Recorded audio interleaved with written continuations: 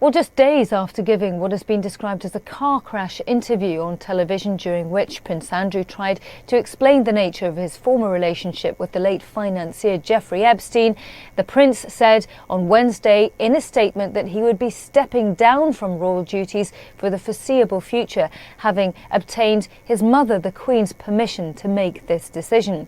Well, just as Buckingham Palace was issuing one statement on behalf of Prince Andrew, the Queen was actually delivering a speech not far from Buckingham Palace, during which she did not refer to the statement and also did not refer to the controversy that has engulfed the royal family since the course of the weekend.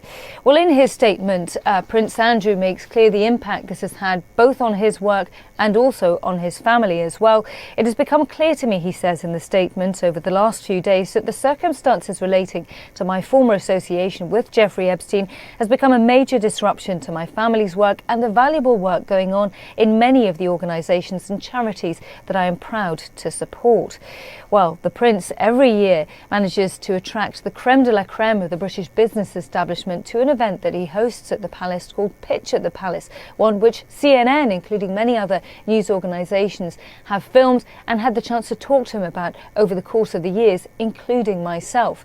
But many of those businesses recently, after this firestorm of criticism following this interview, have been trying to distance themselves from the Prince, including big international accountancy and consultancy firms and some charitable and cultural organisations as well. In the statement, Prince Andrew goes on to talk about the victims of Jeffrey Epstein. I continue to unequivocally regret my ill-judged association with Jeffrey Epstein, he says. His suicide has left many unanswered questions, particularly for his victims, and I deeply sympathise with everyone who has been affected and wants some form of closure. The Prince goes on to say, I am willing to help any appropriate law enforcement agency with their investigations if required. CNN's royal correspondent Max Foster joins me now from London. So Max, what's the latest on this, and how will stepping away from his public duties help Prince Andrew? Well, he really had no choice. I don't think any of this helps Prince Andrew. This has become about helping the institution that he was born into.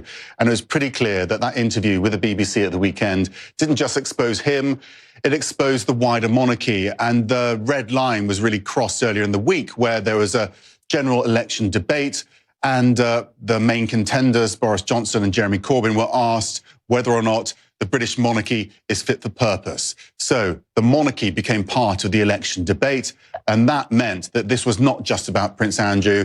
It meant that Prince Andrew's actions had started to damage the monarchy, and that was the red line that he crossed. And there was a crisis meeting yesterday. The Queen was involved, the Prince of Wales, who's in New Zealand at the moment, was involved as well, and the decision was made by him. That's what the statement says, at least. Prince Andrew said that he said he would step back from public duties, effectively resigning from his role, and that the Queen agreed to it. And it's extraordinary to think that the Queen actually agreed to this, because she, you know, in some quarters it's being seen as her getting him out of public life and accepting his resignation. So it's a big moment. She could have said no. He says he wants to do the honourable thing. I think that's his message here today. Right, and there are calls for Prince Andrew to speak to law enforcement. He has said that he will do that if required. That's the critical phrase there, isn't it? So where do things stand on that issue? Well, the investigators haven't asked to question him yet, so that's not actually a thing yet. And I think what he's suggesting is that if that is the case, then he will answer questions. But there is pressure from some of the victims' lawyers for him to make some depositions on their behalf in civil cases, for example.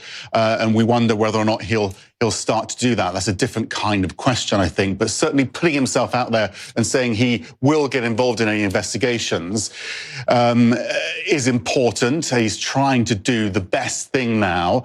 It was interesting, the statement yesterday. He really expressed regret for his relationship with Jeffrey Epstein. He expressed sympathy for the victims of Jeffrey Epstein. These were two things which were noticeably absent from his BBC interview, and that was his big failure. Now in his statement, he's trying to address that, but it's simply too little, too late. He is no longer a functioning member of the public royal family. He'll have to give up his public funds because he's not carrying out a public role. So his career is pretty much over.